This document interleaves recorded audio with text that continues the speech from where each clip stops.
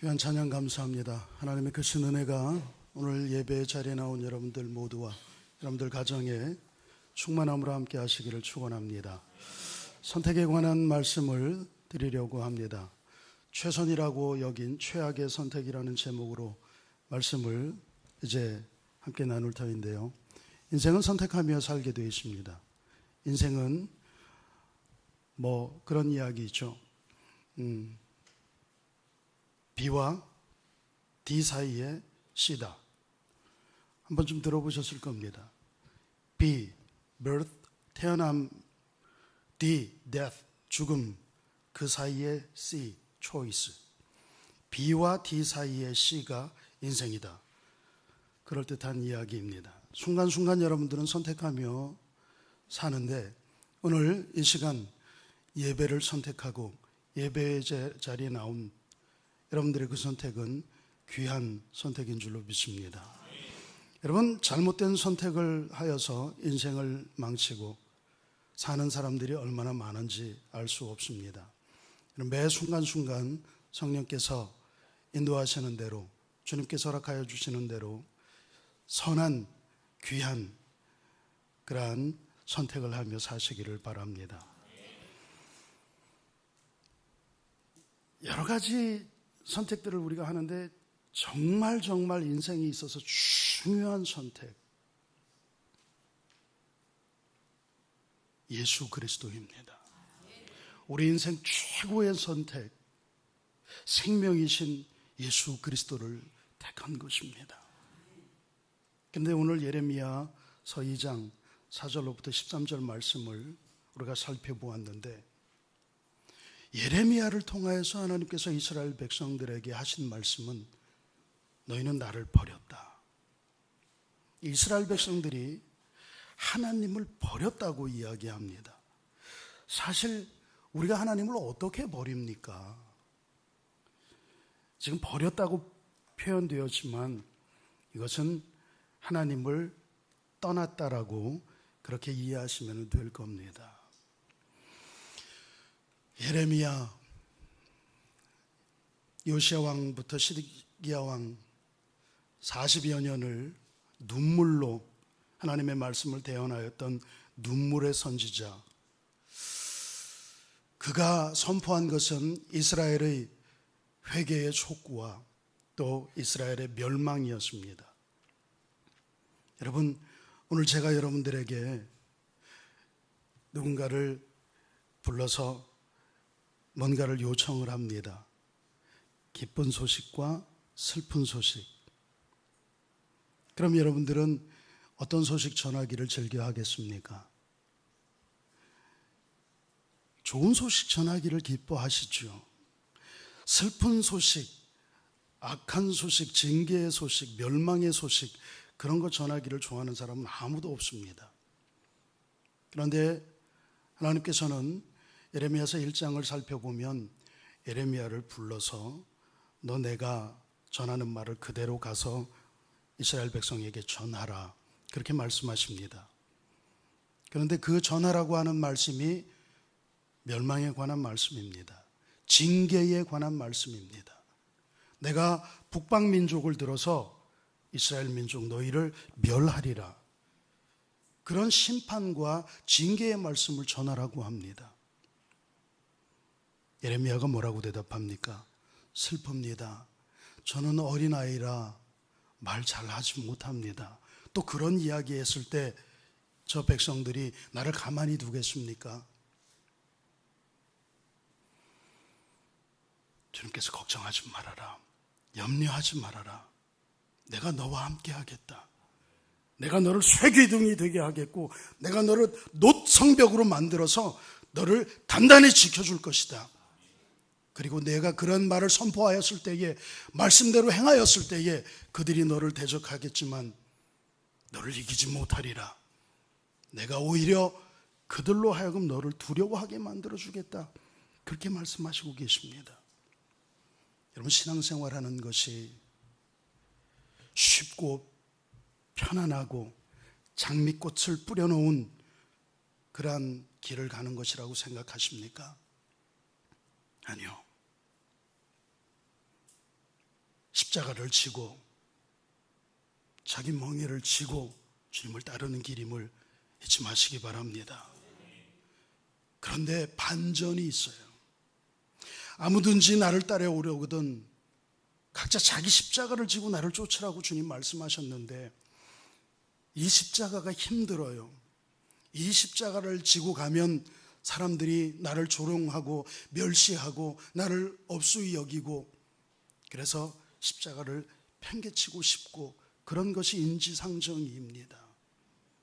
그러나 주님은 자기 십자가를 맡은 바 분량 태의 십자가를 지고 쫓으라고 말씀하십니다.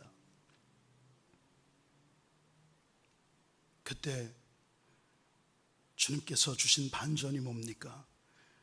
나의 멍에는 쉽고 가벼우니라. 내가 짊어지고 가려니까 힘든 거예요. 내가 짊어지고 가니까 자존심 상하고 내가 그 십자가 짊어지고 가니까 억울하고 내가 그거 짊어지고 가니까 힘에 붙여서 넘어지고. 그런데 주님과 함께 가면 주님 분명히 말씀하셨어요.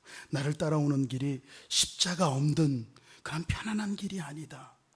그러나 내가 나와 함께 하느냐, 내 말이 내 안에 있느냐, 그러면 너는 그 십자가를 쉽고 가볍게 질 수 있느니라. 이 말씀을 믿습니다. 예레미야가 선포하는 말씀이 기쁜 소식이 아닙니다. 민족의 패망을 이야기하는 슬픈 소식이지만 이런 이야기 했을 경우 돌아올 반응이 뻔합니다만 그러나 그는 그 말씀을 그대로 실천합니다. 이게 성도예요. 이게 크리스찬입니다. 저는 우리 한국교회가 세계교회가 그런 거 말고 우리 성일교회 성도들 가운데에 말씀을 전할 때의 반응이 두려워서 그 말씀을 말씀대로 실천할 때에 내가 당할 그 환경과 상황 그러한 것이 싫어서 말씀을 팽개치는 이런 어리석은 선택하는 사람이 한 사람도 없기를 바랍니다. 예레미야도 하기 싫었어요. 예수님의 기도 가운데도 여러분들 기억하시죠? 아버지요, 이 잔을 내게서 옮겨주시옵소서. 인간적으로 참 사람이셨던 예수님께서도 고난 가운데에 주님 힘듭니다. 어렵습니다.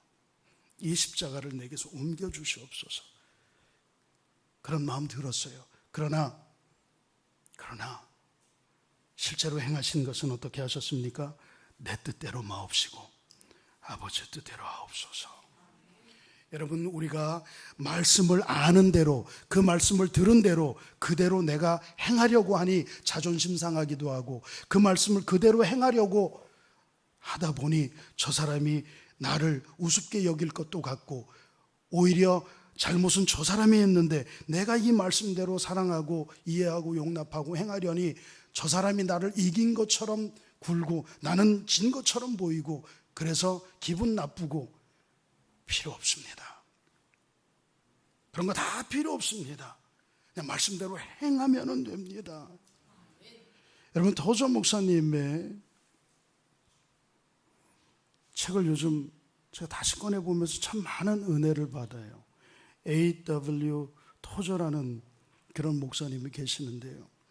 그 목사님께서 정말 불을 토하는 것과 같은 그런 말씀으로 너희가 크리스찬이라고 하면서 하나님의 자녀라고 하면서 하나님의 말씀대로 살지 않고 하나님의 말씀을 아는 데 머물러 있느냐, 말씀을 아는 것으로 예수 그리스도를 아는 것으로 아무런 변화가 나타나지 않는다. 하나님의 나라는 예수 그리스도에 대해서 아는 것으로 확장되어지지 않는다. 그 말씀을 행하라. 그 말씀을 전하라. 그 말씀을 전하고 그 말씀을 행함으로써 내가 당하는 어떤 손해, 내가 당해야 되는 수모, 그런 것들이 있을지라도 행하고 전하라. 그게 제자고 그게 성도고 그것을 통하여서, 그 일을 통하여서 하나님 영광 거두시고 하나님 나라는 확장되어진다. 100% 공감합니다. 여러분, 나중에 주님 만날 때 말씀 많이 들었습니다, 처음 뵙겠습니다, 그러실 겁니까? 아니면 이미 이 땅에서 주님과 함께 동행하며 주님의 말씀대로의 삶을 사시겠습니까? 예수님에 대해서 아는 사람은 굉장히 많아요. 요즘 증문즉답하는 어떤 스님은 성도들보다도 성경 더 많이 알더라고요. 말씀을 꿰고 있더라고요. 돌아가신 저희 외조부님께서는 성경을 어지간한 신학생보다 더 많이 읽으셨어요. 성경을 거의 워킹 바이블이라고 하기까지는 어렵지만, 제가 신학을 전공을 했지만 할아버님과 이렇게 이야기를 해보면, 아, 성경을 많이 읽으셨구나, 성경에 대해서 잘 아셔요. 그런데 그분이 신앙은 없습니다.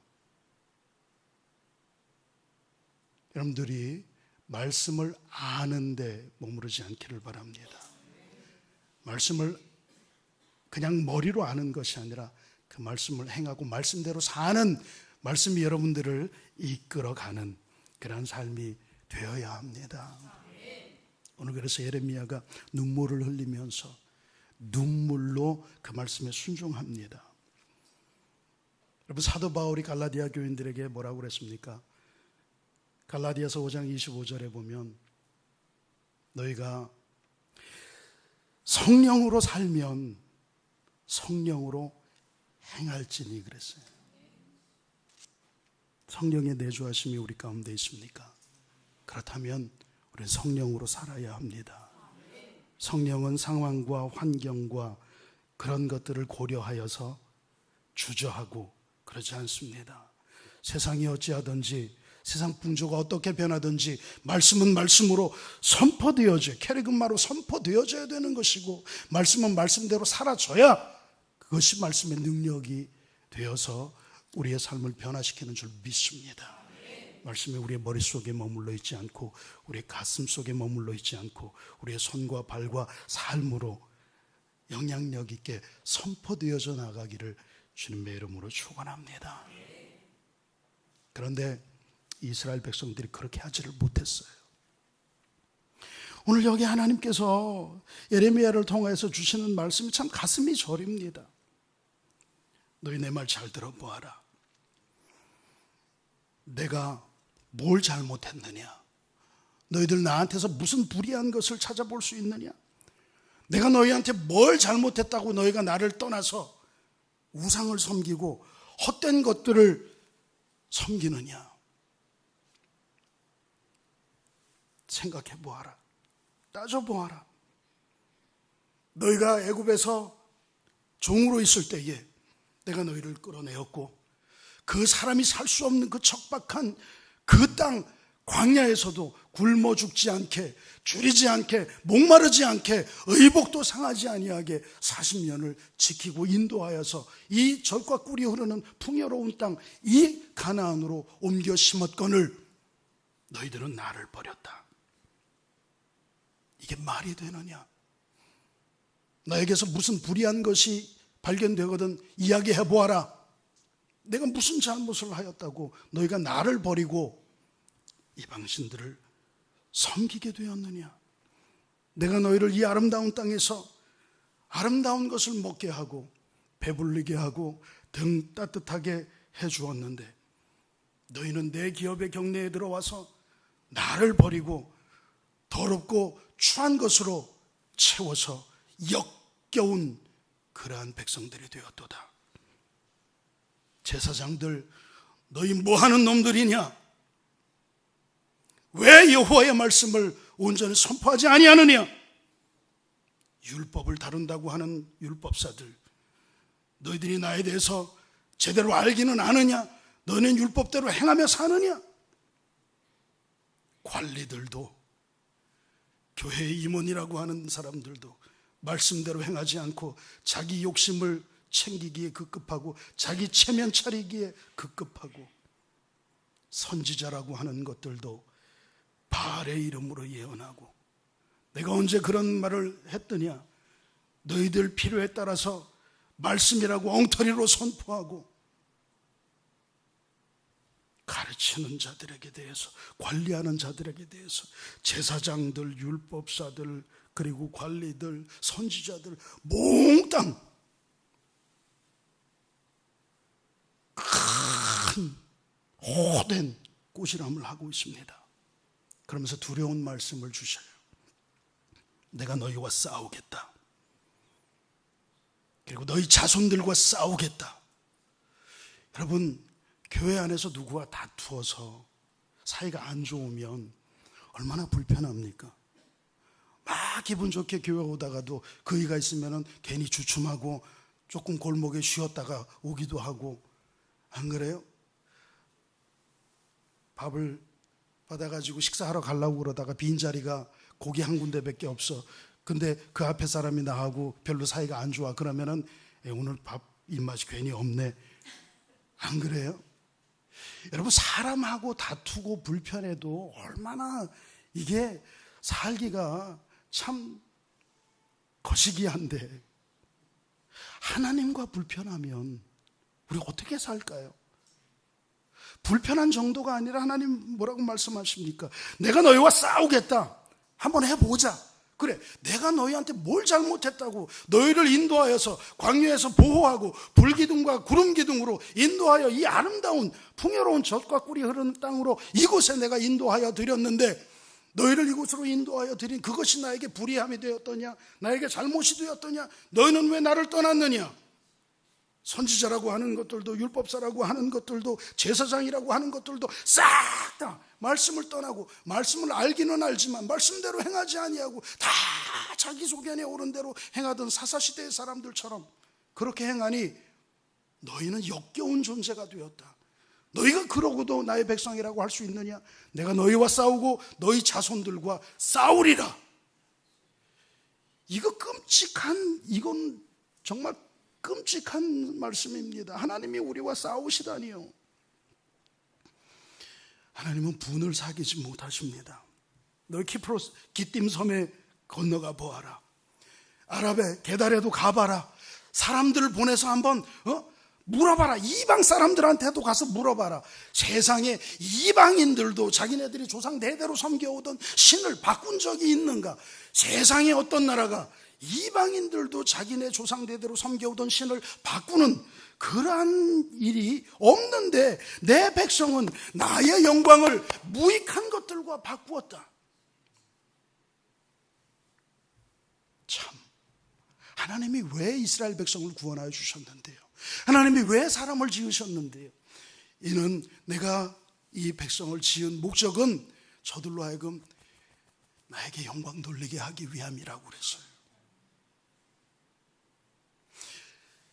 이집트에서 종으로 있던 그 노예들을 약속의 땅으로 옮겨주신 데는 그곳에서 하나님을 섬기고 하나님을 예배하는 예배 공동체로 서라고.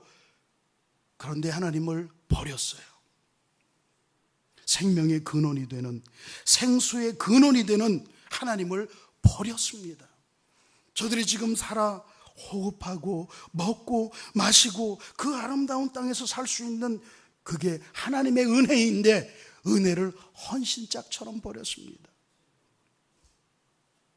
하나님은 그것을 인하여서 이 백성을 심판하겠다고 말씀하고 계십니다. 여러분, 16세기 종교개혁이 일어나던 그 중세 암흑기에 마르틴 루터 목사님이 Let God be God, 하나님을 하나님 되게 하라, 그런 말씀을 했어요. 말에 좀 어폐가 있습니다. 하나님은 우리가 하나님 되게 한다고 하나님이 아니에요. 하나님은 선지하신 분이고 그 존재 자체로 이미 그냥 하나님이셔요. 그런데 사람들이 그 하나님을 떠납니다. 하나님을 떠나서 살 수 있을 것 같습니까? 생수의 근원, 생명의 근원이 오직 우리 주 예수 그리스도로 말미암는데 예수 그리스도를 떠나서 우리가 살 수 있습니까? 우리는 포도나무 가지입니다. 우리가 뿌리가 아니고 줄기가 아니에요. 가지는 줄기를 떠나서 살 수가 없어요. 그런데 우리는 참 많은 이유로, 별것 아닌 이유로 스스로 떠납니다. 가지를 자릅니다. 그런 사람들을 향하여서 하나님을 하나님 되게 하여라, 그렇게 이야기하였습니다. 여러분, 하나님을 떠난 인생들, 세상 가운데에서 어떤 것으로 하나님을 대신할 수 있을 거라고 생각하십니까? 어제 어떤 기사를 보다가 저는 가슴이 좀 아프기도 하고 한심하기도 하고, 25년을 교회에서 전도사로 있었던 사람이 교회를 떠났다, 그러면서 쭉 기록한 글을 보았어요. 그러면 살 수 있을 것 같습니까? 떠나서 세상의 어떤 것으로 그 빈자리를 채우고 생수의 자리를 채울 수 있을 것 같습니까? 절대로 불가능합니다. 폴 틸리 들어보셨나요? 폴 틸리히라고 하는 신학자는 신앙을 이렇게 이야기했어요.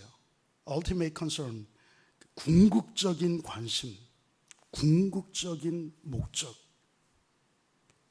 여러분, 하나님에 대한 우리의 신앙은 부수적이고 2차적이고 그런 게 아니라 본질적이고 궁극적인 그런 제일로 중요한 것입니다.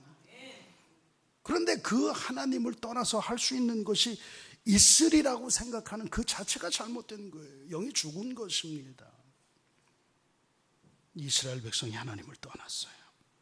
하나님을 떠나서 이방신들을 섬기고 이방의 제의식을 따르고 그들과 함께 음란히 행하며 자신의 쾌락을 채워갔습니다. 여러분, 우리 가운데는 이런 인생이 없기를 바랍니다. 누가 우물을 버립니까? 사막에서 물은 생명과 직결되는데 우리 몸의 70%는 물로 이루어져 있어요. 물 없으면 우리 살 수 없습니다. 여러분, 밥이야 하루 이틀 안 먹어도, 한 달까지 안 먹어도 살 수 있지만 물은 공급되지 않으면 죽습니다. 물은 생명이에요. 그런데 누가 물을 버리고, 아니 끊임없이 솟아나는 그 샘물을 누가 버립니까? 근데 11절 오는 말씀에 보세요. 참 신이라고 할 수도 없는 그러한 신을 섬기며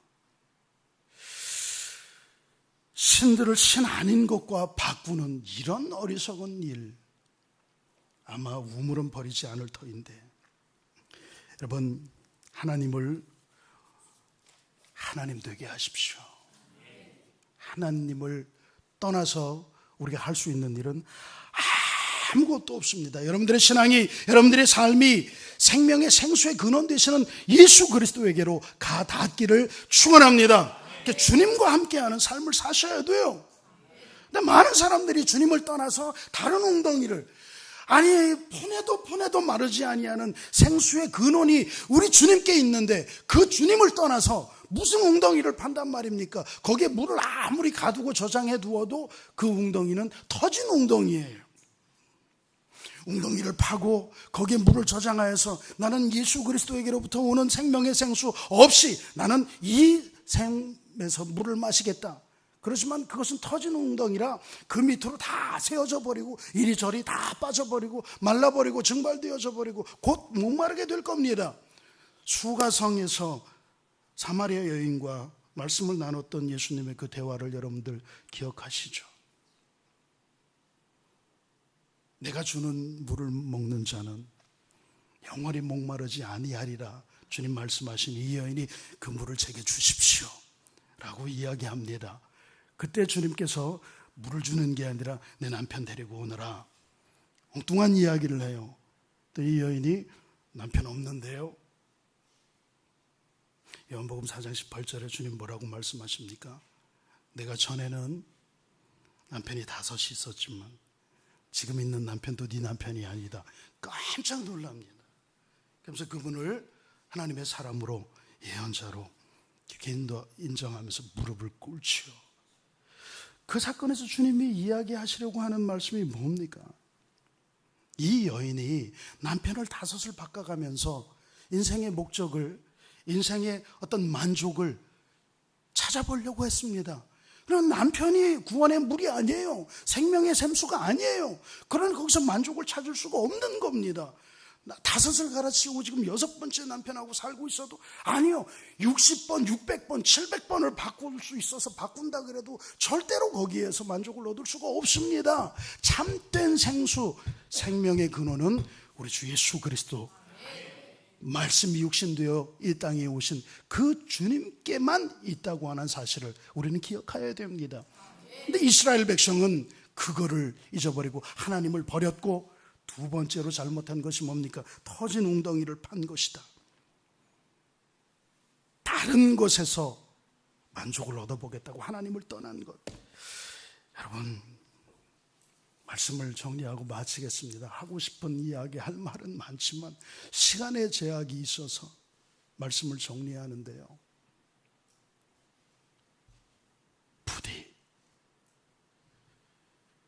부디 제발 예수님에게 꼭 붙어 계십시오. 말씀과 동행하십시오. 우리가 세상 풍조가 갈라져 가고 세상 사람들이 어떻게 해도 그거 신경 쓰지 마십시오. 저희 꼬마이가 예배 드리고 와서 오늘 아빠 있잖아요. 예배 드리는데요, 어떤 오빠가요 뭐라고 막 욕하고요, 예배 드리는데요 말씀에 집중도 하지도 않고요. 그래서 제가 그랬어요. 예배 집중 안 하고 떠들고 돌아다니고 예배 시간에 그런 쌍스러운 욕하고 남들이 아무리 그래도 너는 말씀에 집중하고 너는 너의 할 일만 하고 너는 예배에 집중하면 된다.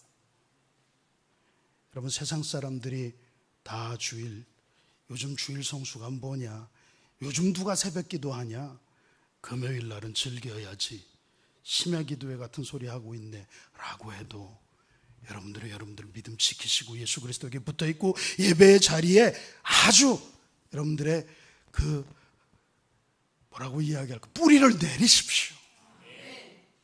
그래야 능력이 나타나고 그래야 하나님의 역사가 나타나는 법입니다. 여러분들 인생의 참 우물을 파시기를 바랍니다. 그래서 여러분들 안에 예수 그리스도로 말미암는 생명의 생수의 강이 풍족하게 흐르게 하십시오. 예수 그리스도를 만나되 겉물에서 만나지 말고 깊은 은혜의 깊은 곳에 가서 예수 그리스도를 깊이 만나십시오. 가뭄에도 마르지 아니하는 생명의 생수가 여러분들의 삶에 흘러 넘치고 생명의 진리가 흘러 넘치게 될 것입니다. 허망한 것에 속지 마시고 주님과 더불어 동행하며 믿음의 열매를 맺는 풍성한 삶이 되시기를 주의 이름으로 축원합니다. 기도합니다.